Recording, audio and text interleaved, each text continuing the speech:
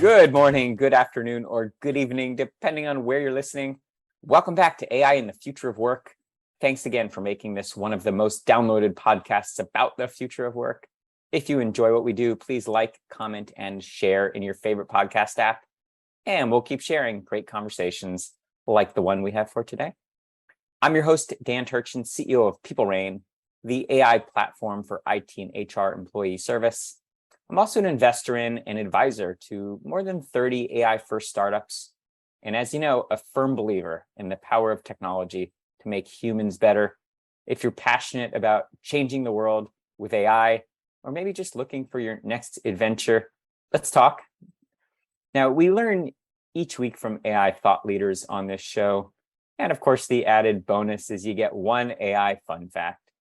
Today's fun fact: cynical AI ethicists are concerned that the task of applying ethical principles to AI is a losing proposition because AI will evolve to outsmart those attempting to constrain it. For example, AI will learn that it makes more accurate decisions using bias data because it's more consistent.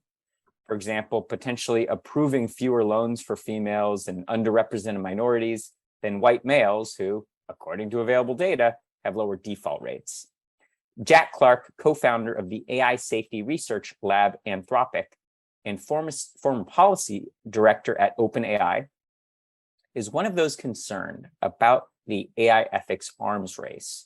Those developing AGI, or artificial general intelligence, have different objectives than those attempting to restrict what AI can do.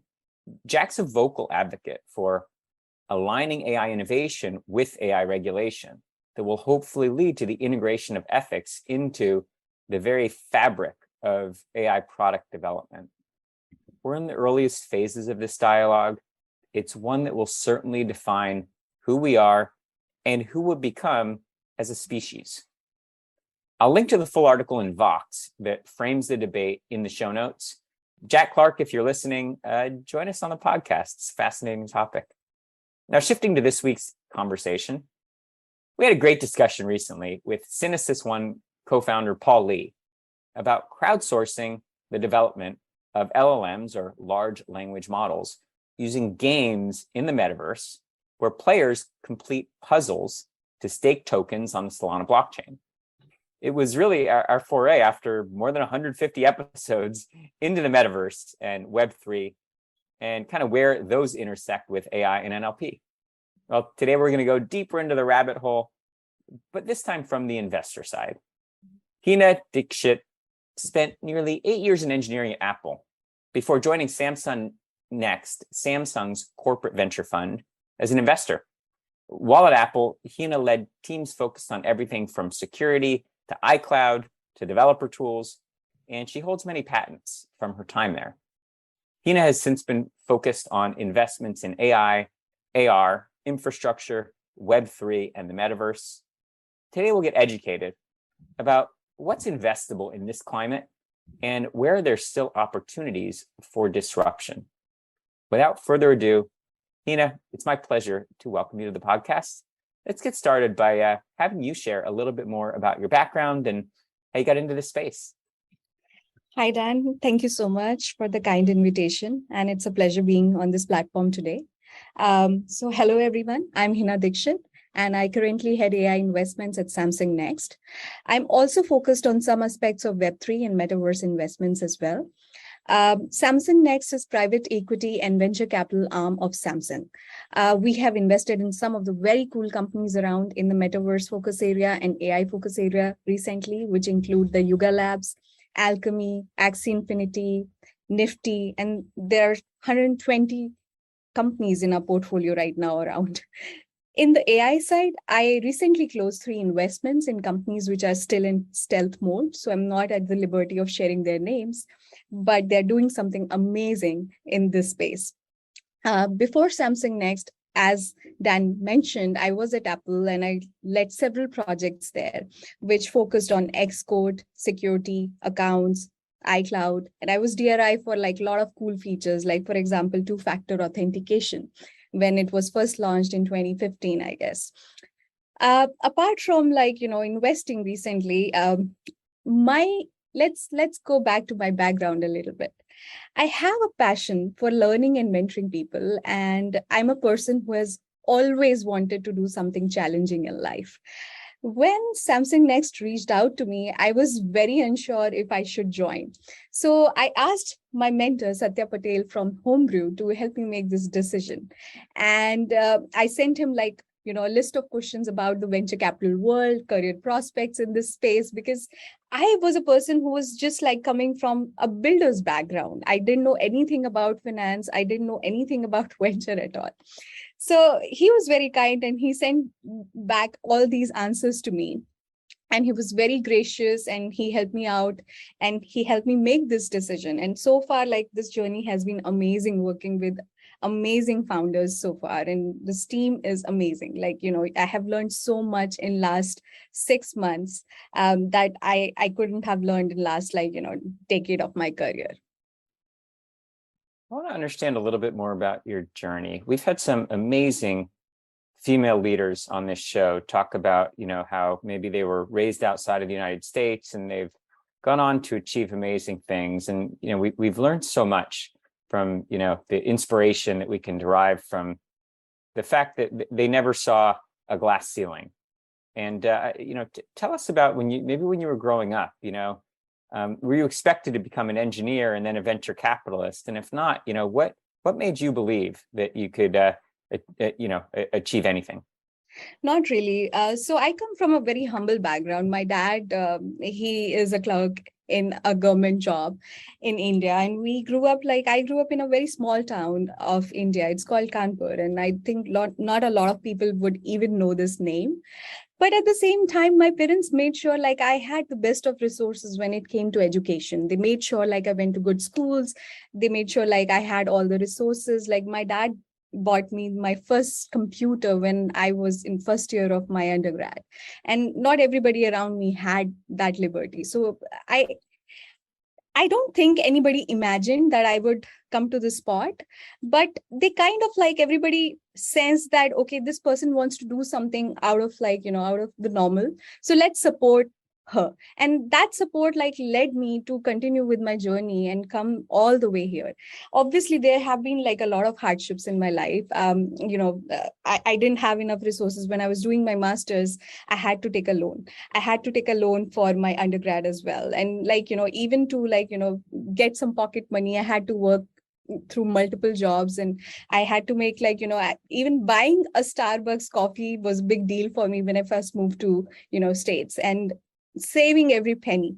So coming from that kind of background, I kind of empathize with people who have been struggling and who have their who have had their own fair share of struggles. And that's why I'm so passionate about helping people and mentoring them and grooming them. So every time I get an opportunity to groom somebody out there, I have invested hours in doing that.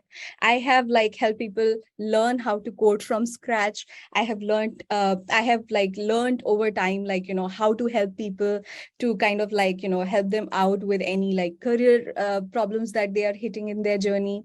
So coming from a humble background, it makes me humble, and that gives me I don't know, a personality that helps me connect with other people very easily, because I tend to have that empathy for people. Hina, I'm going to make sure my two daughters listen to this. They're 12 and 14. And one of the things I'd love to hear from you is any examples of where you encountered some adversity. Someone told you, Hina, you can't do that. You're female. You're to this, you're to that. You're from the wrong country. You don't have the right upbringing. And how have you addressed, the quote can'ts when you've been told you can't do something? Yeah, and actually, this is very true, Dan. I have faced a lot of such biases against me once I started dating men from India, and it's a different it's a different environment completely in which they are brought up, and there thought process is that as a woman, you're not supposed to take control of your finances. They forget that I'm a 30-year-old who has made it on her own, who owns several real estate properties, who has done some investments on her own, like being an angel investor.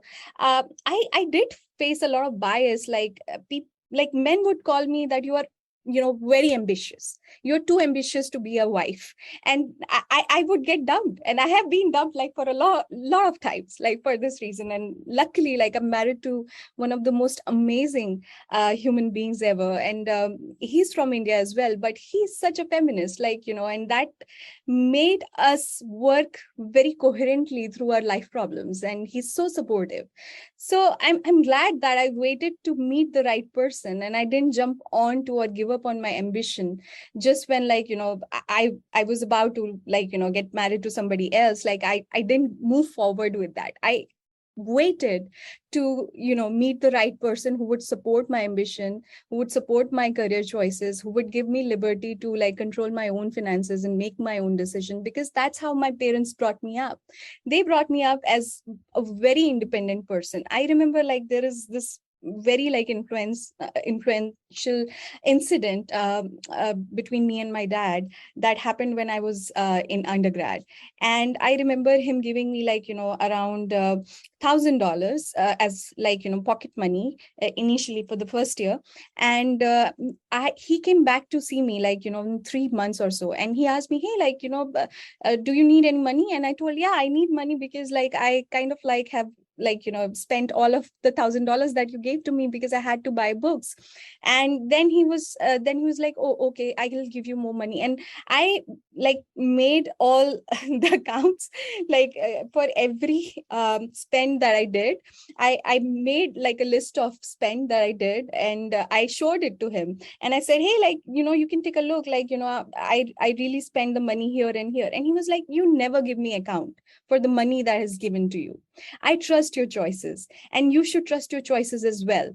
So if you're asking me money, I'm going to give it to you, but you have to be the decision maker, to decide whether your spend was wise or not. So, and then he just left, he gave me money, and that left a deep impression on me. I became very, very careful about spending the money. I became very wise suddenly, because all the pressure of decision making was left on my shoulder, instead of him telling me, hey, that is not the right way to invest, or that is not the right thing to spend money on. So I just became my own person that day. And that was such a small move from my dad, but it influenced my entire life, and I've been very independent, thankfully, to my father. Hina, you accomplished so much as an engineering leader at Apple, and then you relatively recently switched over to being an investor. What has surprised you most about moving from being an operator to being an investor? So when I started my journey as an engineer at Apple, my thought process was very bottom up. I would think about a problem, but I would not think about the business aspect of it. I was a builder at Apple. Even though I led teams there, the problem solving was the key foundation to my thought process. And after moving to Samsung Next, I had to take a top-down approach in thinking about business problem. I had to think about the consumer pain point. I had to think about the problem space very well, right? And then I had to learn about existing consumer pain points in areas which were far away from my expertise as well. And I think it is a great thing because it pushed me out of my comfort zone. And I was too comfortable. After 8 years at Apple, I knew my way around the organizations, and I kind of led some amazing projects. And nothing would scare me. Even when I was in meetings with Craig, I would express my opinion very easily and comfortably, because I became very comfortable in that ecosystem. But when I had to move out, I had to meet new people. And I started initially I started doubting my thought process a lot, and I had to change and realign my entire thought process in last 6 months to assess these startups from business point of view, and not only assess them from technical point of view, but also from the business point of view. And in this journey, I had to learn a lot. I am an introvert, and my role requires me to be a strong relationship partner, and partner with like the founding community, right? Like the founders community is what we serve for, right? And to my surprise, there were so many people who were very warm to me, and they were willing to help me out and mentor me. We always tend to paint a picture of VCs as ruthless and money minded, and like, somebody who are not trustworthy, but that is not true. The thing that surprised me is like throughout my journey, like as I was growing from a builder to like, an enabler of these builders, I I saw so many mentors jumping in who were VCs, and they were so kind. They were so amazingly like, humble. They would help you out in your thought process, especially like the team at Samsung Next, like, my mentor Raymond Liao. He's amazing. And I do not agree at all with that picture anymore. And I have seen like their point of view, the way they think, now it makes sense. They can be very critical of the founders, but at the same time, you need to understand that they are trying to help you out. So I have begun to value VCs who are very critical, like who would give you a critical opinion and help you think in the right direction. So to my surprise, like honestly, the VC world is very kind actually, like to me at least, like that was very surprising to me. You mentioned that you made a few AI investments recently, and I know you can't disclose them, but would love our audience to learn. You're talking to a lot of entrepreneurs and aspiring entrepreneurs. What was it that blew you away about these pitches that you funded? Yeah, so I think each of the investment that I have made is in a very like, is solving a specific pain point. And all of these pain points are very varied from each other, even though they are all in the AI space. But each of the companies solves a very specific pain point. One company, like which is still in stealth, but I can tell you about, they are focused on privacy and responsible AI.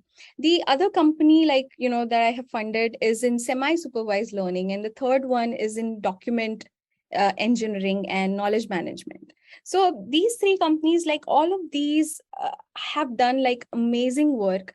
Every time when like I talk to, a startup or a founder, it's always kind of like boils down to the team, the pain point, as well as the combination of like, the business proposition and product market fit actually. So all these three teams, they were amazing. Like, the founders come from amazing background. Moreover, they are focused on solving a very valid consumer pain point. So that's why, like, it always boils down to like, if you're solving a valid consumer pain point, I guess, for me. So many cynics out there would say, they're watching the price of crypto drop and feeling like Web3 was overhyped, and they're writing it off before the infrastructure has even really been deployed. Yeah. As innovators, I think we have a different opinion, and certainly as an investor, you're pretty enthusiastic about the future.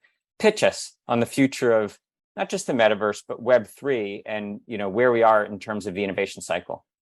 In terms of AI, I would like to tell you a little bit about like from the AI perspective. So I think we are doing some amazing things when it comes to Web3 and metaverse in the space of AI and data. One of the companies that we recently invested in is Space and Time, which is focused on data warehouse for Web3. And I really like that team as well. They have done some amazing work, and I'm an investor in that company too.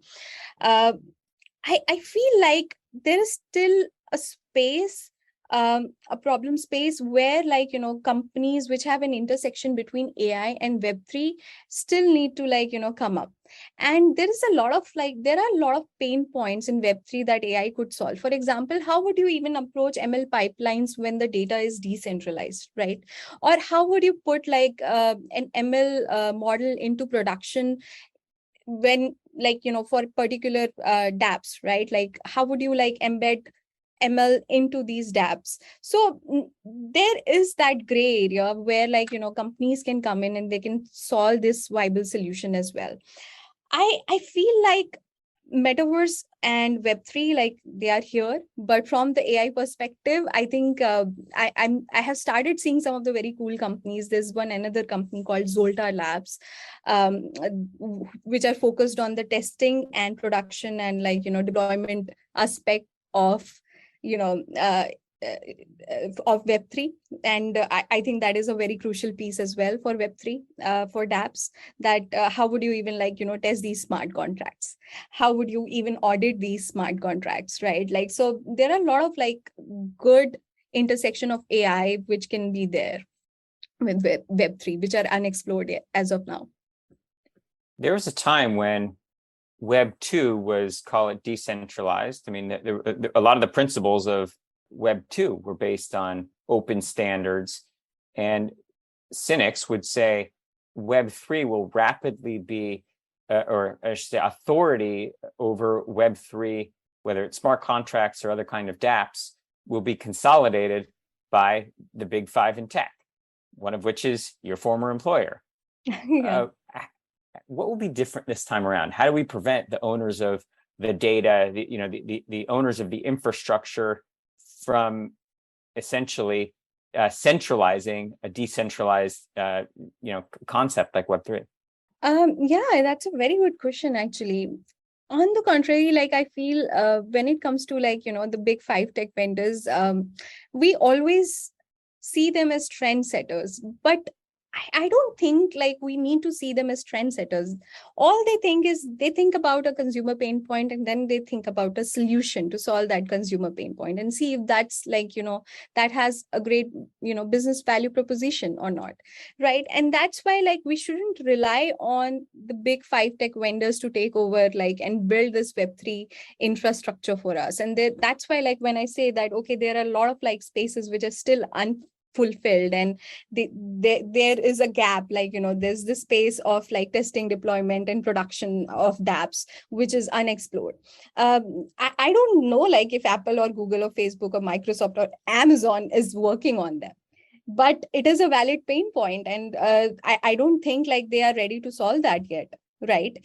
It's much easier for the startup community to build products for Web3 because the iterations are much more quicker. They can they can get all the resources, and they can VCs are really pouring in money on Web3 right now, so it won't be a problem for them to raise a fund if the problem and the solution makes sense. So they should go all in. I think there is a space and opportunity for everybody to jump in and make a change for Web3. I don't think Web3 is going to be a domain owned by big five tech vendors. And I think that was the entire point of moving to Web3, that you want to decentralize everything. Entrepreneurs out there, play that one back. David can, in fact, slay Goliath. You heard it from Hina. So Hina, we talk a lot about the ethics of AI on this podcast, and I'd love to get your perspective, maybe based on the companies you evaluate or some of the investments you've recently made. To what extent does the ethical or the responsible use of AI play a role in how you evaluate new technologies? I think it is very important. I think one of my first investment was in privacy preserving, space for AI, right? So I cannot name them, but they're still in stealth. But at the same time, I think coming from Apple, I valued privacy a lot. And that's why, but responsible AI is not only about privacy. It's also about fairness. It's also about transparency, inclusiveness. It should be trustworthy, reliable, and safe. There has to be security as well embedded in any of the AI models as well. So that's why I think it's a very, very important space to us as Samsung. And at the same time, I kind of see responsible AI not only focused on these 4 or 5 principles, but also in a way that how does it impact your customers and society. When you are trying to train your models, it is very important that you use some sort of federated learning or split neural network, some sort of technique that will enable you to train your model without collecting or without collecting third party data. right? Or the third party companies can help you train your models using some sort of federated learning technique without exposing their private data to these companies which want to train their AI models. So I think privacy is one of the very key problem that there is, and there has been a lot of distrust among consumers. So this is one of the very important and I think prevalent pain point that needs to be solved right away. And that's why that is the first step. And the second step would be fairness and tackling the bias. I see some of the very great companies originating in this space, which include Themis AI, there is Galileo, there's Credo AI, which is Navrina's company. And I know Navrina and she's doing some amazing work as well. These companies, these are focused on responsible AI to kind of not only help you auditing your AI models, but they also help you in understanding your data better. I think fairness comes when you understand the distribution of your data very well. And when you start understanding okay, these are some of the data points which we are not covering, or here is why my model isn't working right, and identifying Black or African American people as apes, which was one of the Google's photos problem, right? Because their labeling and their data had biases, and that was very, very offensive, to me as a person of color myself, that how can they even miss out on it? But hey, we learn through our mistakes, and now with more companies focused on responsible AI, I think we can build a future where AI becomes more trustworthy by handling these biases. And mostly I think it is very, very important to minimize these bias by constantly monitoring for these outliers. There are several techniques available for that, and these platforms which are coming through, they're doing some amazing work, so do explore them for sure. I will add to your list, Hina, of great companies doing good work in responsible AI.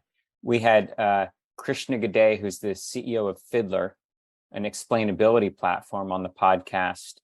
We had Bar Moses, who's the CEO of Monte Carlo, which is a data observability platform. And we had Bindu Reddy, who's the CEO of Abacus, an MLOps platform, all talk about how they're instrumenting AI ethics and explainability into their platforms. And I encourage our audience to get to know those entrepreneurs as well as the companies that you mentioned. I feel like it's our responsibility as leaders. I totally agree to that, and that's why my first investment was focused on this problem only, because I think it's very important space. However, we as VCs tend to think of this bias or just these guardrails. These are the last thing people think about when they're trying to train their models. But that's not true. It should become part of the process. It should you should think about responsible AI in every step of developing your models, right from data collection to labeling and annotation to training your model to deployment of models. You need to think about responsible AI in each of these steps, and not just focused on at the end of your model training cycle. As entrepreneurs, we often get conflicting advice about how and when to engage corporate VCs. And you're representing Samsung Next, the corporate venture arm of the behemoth conglomerate Samsung. What's your advice to entrepreneurs who may be told when you engage a corporate VC, there's some signaling risk about, there might be some exit bias, there may be you might artificially exclude your ability to work with their competitors, things like that. Take the other side of that argument. What's the right time and the right way to engage a corporate VC? I think every corporate VC is very different from each other. I can talk about Samsung Next process, which is very streamlined and kind of very suitable for founders at any of the stages of their company. We are early stage usually, but we have invested in Series A, Series B, and Series C as well. So I think it's timing wise, you can reach out to us anytime, even if you are at Series C stage, or you are at a pre-seed and at a stage where you're just inception, you're at an inception of your idea kind of stage, you can reach out to us even then. And we tend to follow the rounds. We do not lead the rounds. That's why it does not create like a signaling risk for others, like, for other founders to include us in. We can work with any of the other VCs. We don't want to take like the entire round, and our due diligence process is very quick and short. Like, we get back to our founders within like, a day, or like in maximum in 2 weeks. So it's a very quick process. We tend to make very quick decisions as well. We know the problem spaces we are focused on very well. So that helps us like make these decisions very quickly. And plus, like, our check sizes are somewhat smaller. So check sizes are under $1 million, ranging anywhere from like 250K to 500K. And that's why like we can work with any of the VCs. We can refer you, if you don't have a lead investor, we can refer you to some of the lead investors we work with. So we can help you like raise funds if we are interested, and we can definitely refer you. So there's no right time to engage with us. You can just reach out. Even if you need some like, some critical opinion, or if you're thinking about like, doing something in the startup world and you have your doubts, you would like me to help you out, it's totally okay to reach out via LinkedIn. I listen to the founders all the time. I have been engaging with founders from like, Asia, Europe, Latin countries as well. I have been like pretty active in terms of building the community of founders, which is the main goal of Samsung Next. That we want to, in the end, it's not about money making for us. We write small ticket sizes. It's about like what we can do for the founders. And that's why like the main like value add for Samsung Next is not just the small ticket size that we bring in, but how we enable our founders. So we have a platform team that offers free of cost services for our portcos. So like services like HR, sales, business development, marketing, strategy, all these services are free of cost for a portco. So the platform team is always on the lookout for the right opportunity for the founders within Samsung. It could be among our portcos or even like our partnering companies as well. So eventually the end goal is that make our startup successful, take like, some of the pain points that founders are facing, help them out as much as we can through our network, through our platform teams and resources. And if you think you have a great idea, just message me on LinkedIn. I'm very, very active there. There you have it. Hina's inbox is open. Hey, I got to get you off the hot seat, but you got to answer one last question for me. Sure. So you see a steady stream of innovation in the form of entrepreneur pitches. Polish your crystal ball. In 5 years, what is something that we'll do with technology? It will just be ubiquitous, but that today might seem like science fiction. Oh, so yeah. So actually, I gave a session at AI4 in Vegas 2 weeks ago, and that was very interesting to me. I kind of like, went for some racing laps in Vegas, and I drove like a Ferrari there, and it was an amazing experience. When I was a child, I wanted to do this with my brother, and I could never think of like, doing it with him. Like when he's in India and I'm in US, it's not possible for us. And just think about that, if there was an experience of which you can just take some photos and pictures and you can put it together somehow through a technology that would enable you to create a gaming experience or a VR AR experience that you can share with your loved ones, and you can create like games out of it. Wouldn't that be amazing? So I want to see a technology like that in 5 years, and I'm hoping to see it. And there's already a lot of like great research work that's going on in 3D rendering, in synthetic data generation. Like, for example, Google, basically like there was one recent model which would like, let you generate a 30-second video just by using your 2D image, right? So there is a lot of work that is going in AI in this space at the same time. So think about it, like let that settle in, that you go somewhere, you have an experience, you capture some photos, and then you create an entire VR experience and gaming experience out of that small trip of yours. So I see that happening in 5 years. and it seems like a science fiction right now that, hey, like, I just took a picture. How can I create an entire AR or gaming experience through that? But yeah, even from pictures, it's possible. You can do 3D rendering. You can create, videos of people and videos of like, their spaces and create those 3D and AR experiences. I don't I'm want to hoping. just ride a Ferrari in VR. I want to take a SpaceX rocket to the moon in VR. If I can't do the real thing, which maybe in 5 years it'll be easy, at least I want to. I'd love to go to the moon in a rocket. Yeah, exactly. And even that would be possible.